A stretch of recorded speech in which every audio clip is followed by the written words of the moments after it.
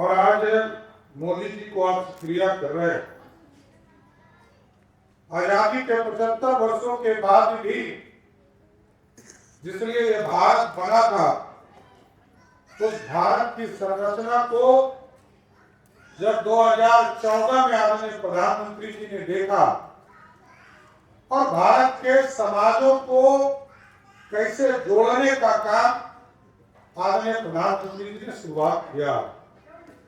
याद कीजिए, लोग ये भ्रम फैलाते थे कि सीए का कानून आ जाएगा,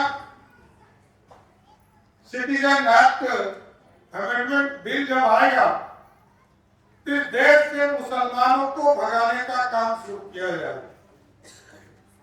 देखिए, जो लोग सिर्फ वोट बैंक समझते हैं आप, वही सिर्फ ये कर सकते हैं, क्योंकि मोदी जी ने कहा इसमें किसी भी मुसलमान या अल्पसंख्यक भाइयों का कोई सिटीजनशिप नहीं जाएगा, नागरिकता नहीं जाएगी। लोगों ने भ्रम फैलाया।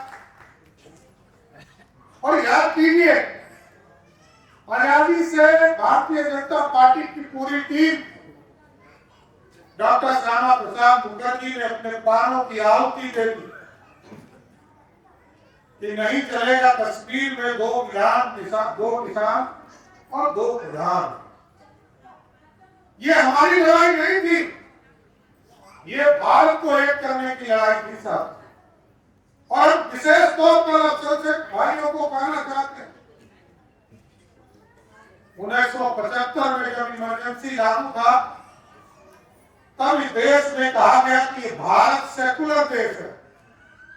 और आपको जानकर आश्चर्य होगा कि पूरे देश में सेकुलरिज्म, पूरे देश में कानून लागू हो गया, लेकिन कश्मीर में लागू नहीं हुआ, क्योंकि वो अपने आप को भारत से अलग मानते हैं।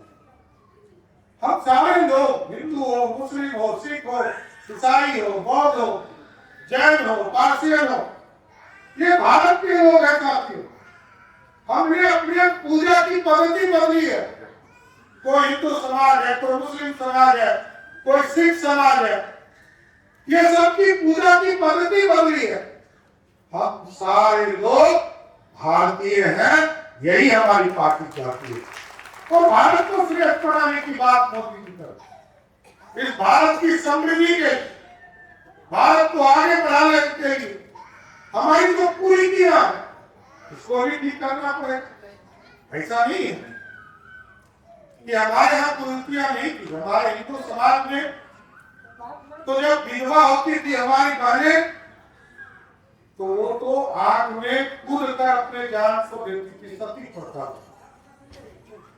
हमारे यहाँ भी बहु विवाह का कंसेप्ट था, 2 साल, 3 साल, 4 साल में। हमारे यहाँ भी हिंदू मैरिज एक्ट बनाने का काम, कई कुरीतियां होती है, इसको सबको सुधारने का काम हम ही लोगों को करना है। कुछ कानून से किए जाते हैं और कुछ लोग समाज के तौर पर करने का काम करते हैं। मेरा स्पष्ट तौर पर मानना है कि वक्त कोर्ट के इस कानून के लागू होने के बाद एकदम गलतफहमी को फैलाते हो तो काम करके सुनिए, सरकार का कोई हस्तक्षेप नहीं रहा था। सरकार कोई हस्तक्षेप भी नहीं करने जा रही। और ये जो गलतफहमी फैलाने का काम किया जा रहा कि पाकिस्तान सरकार ले लेगी, मस्जिद सरकार ले लेगी, एकदम ये बहुत ही दलील है, कहीं ऐसा कुछ नहीं हो।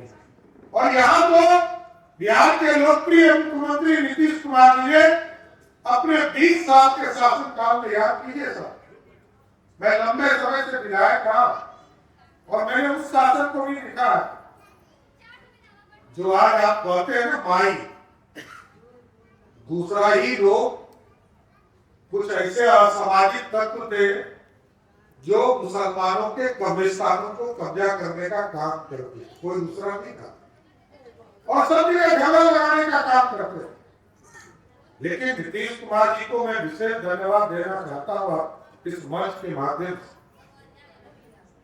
मुस्लिम समाज के अति पिछड़े समाज को भी मुख्यधारा में लाने का काम किया और लगभग 8,000 कब्रिस्तानों की घेराबंदी करने का काम किया।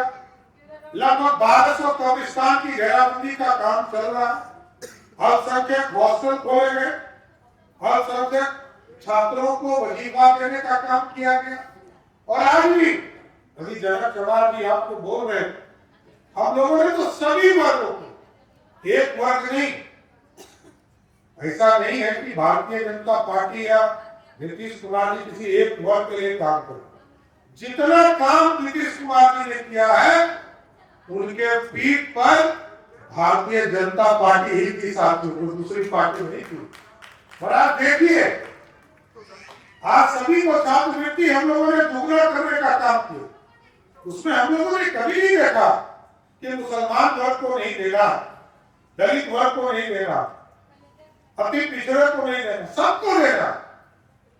सरकार का काम है सबके विकास की बात करना। वो साथियों बिहार बदल रहा है। बिहार के चरित्र को बिहार के मुख्यमंत्री नीतीश कुमार जी ने पूरी तरह बदलने का काम किया। जिस बिहार को अराजकता के तौर पर जाना जाता था, आज आपको जानकर आश्चर्य होगा कि जिस बिहार में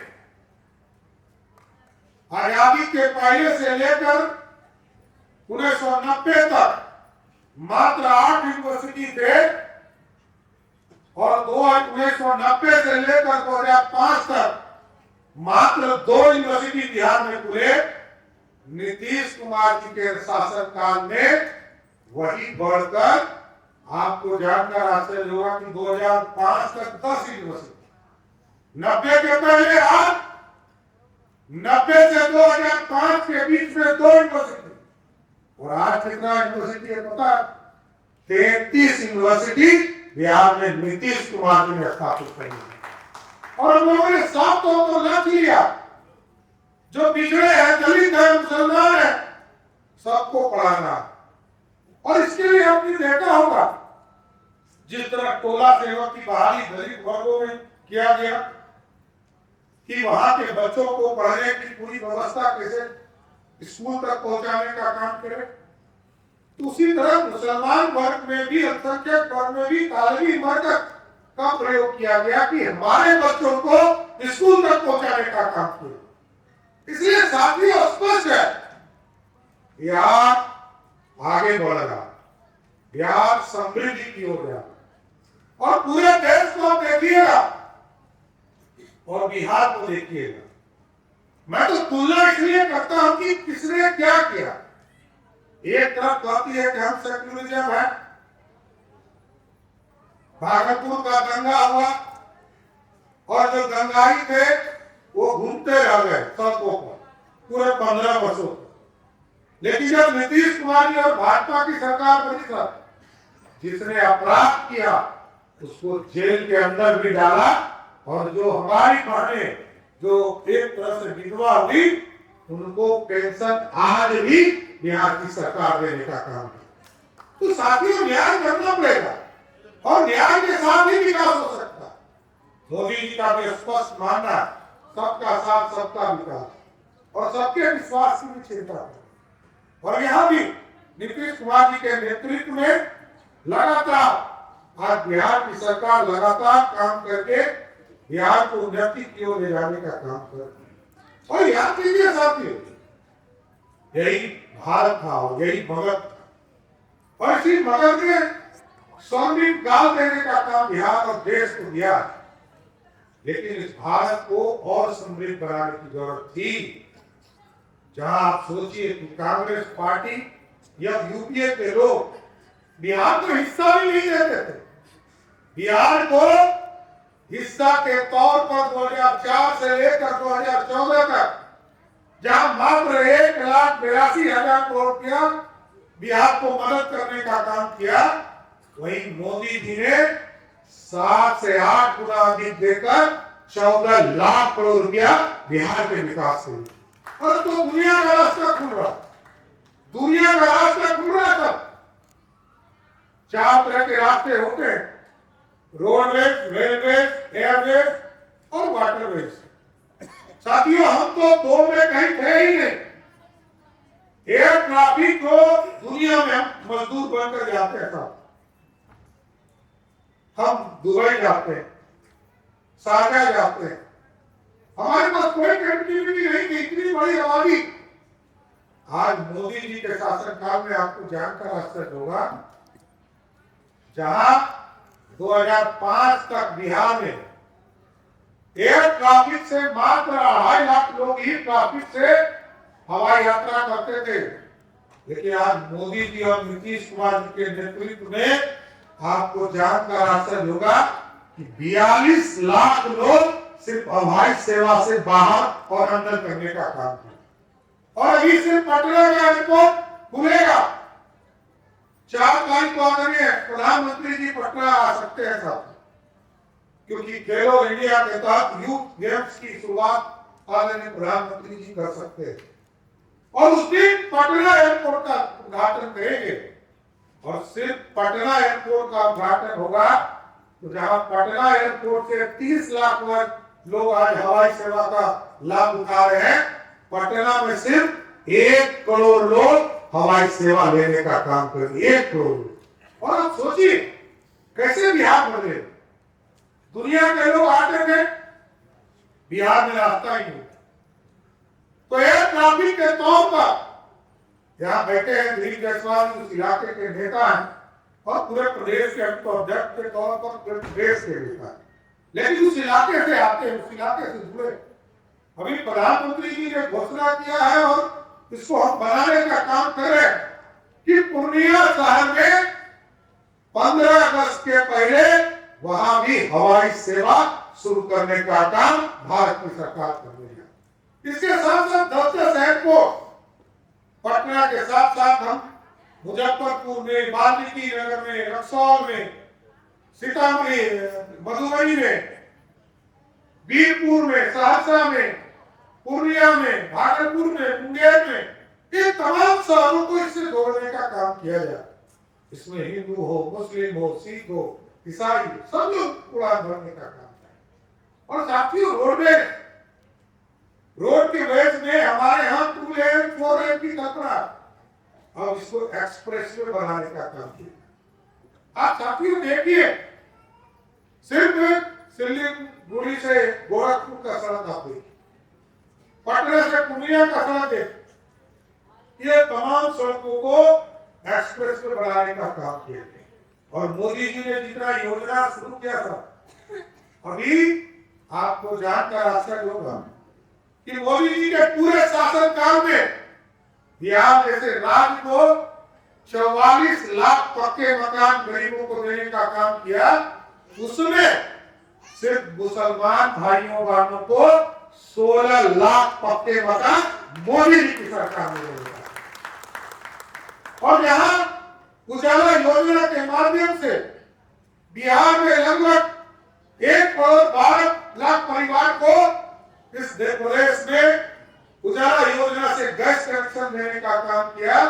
उसमें बिहार जैसे राज्य में 21 लाख से अधिक सिर्फ मुसलमान भाइयों को उजाला योजना से जोड़े। इसलिए साथियों सबका विकास करना और सबके विकास के साथ आगे भारत को बढ़ाना।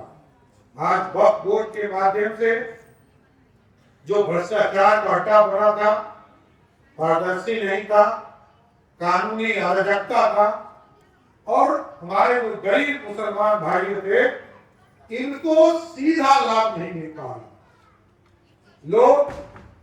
और तो मैंने तो उसी दिन ट्वीट किया, इस प्रदेश के एक बड़े नेता जो पूर्व मुख्यमंत्री है लालू प्रसाद, वो जब सदन के अंदर नेता के तौर पर थे तो क्या बोलते थे?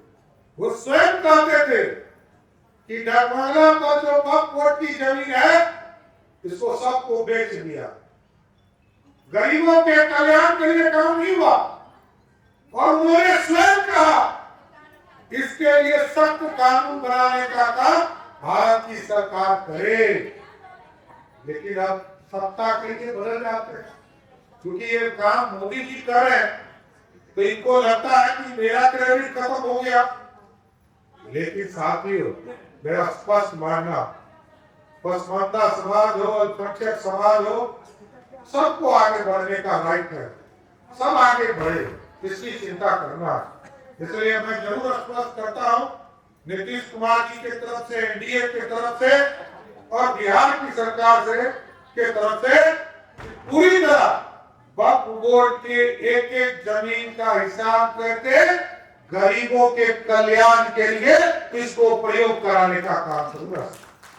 इसलिए साथियों, मैं राजीव जी को विशेष तौर पर बधाई भी देता हूं, धन्यवाद भी देता हूं कि आपने कई चीजों के बारे में ये संगोष्ठी रखने का काम किया और मोदी जी को धन्यवाद देने का काम किया। इसलिए दानिश इकबाल जी को विशेष तौर पर बधाई, और आप सभी लोगों मैं फिर से बधाई देता हूँ, शुभकामना देता हूँ। इस वक्फ बोर्ड के माध्यम से जो गलतफहमी लोग फैला रहे हैं कि मुसलमानों की जमीन हड़पने का काम सरकार करेगी, एकदम गलतफहमी को समाप्त करने का काम कीजिए। कोई भी मस्जिद, कोई भी कब्रिस्तान को सरकार अधिग्रहण नहीं करेगी। इतना कहते हुए मैं अपनी बातों को विराम देता हूँ। बहुत बहुत धन्यवाद।